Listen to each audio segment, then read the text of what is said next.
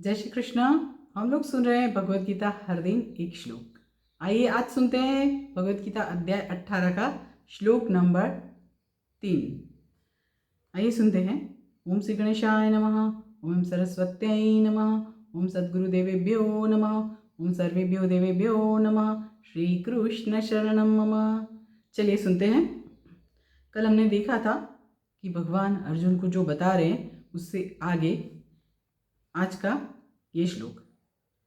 त्याज्य दोषावदित्येके कर्म प्राहुर्मनीषिणः, यज्ञदान तपः कर्म न त्याज्यमीति चापरे।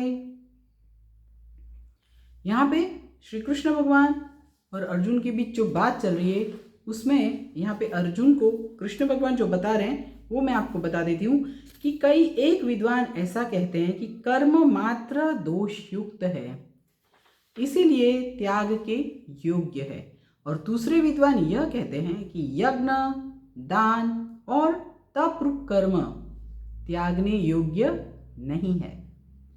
Now in English, some wise men declare that all actions contain a measure of evil and are therefore worth giving up, while others say that acts of sacrifice, charity and penance are not to be shunned.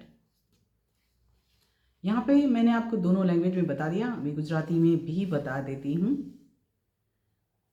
કેટલાક વિદ્વાનો જણાવે છે કે સર્વ પ્રકારના સકામ કર્મોને દોષપૂર્ણ ગણી ત્યજવા જોઈએ, છતાં अन्य વિદ્વાનો માને છે કે યજ્ઞ, દાન તથા તપના કાર્યો કદાપि त्यजवा ना જોઈએ। चलिए इससे आगे कल सुनेंगे।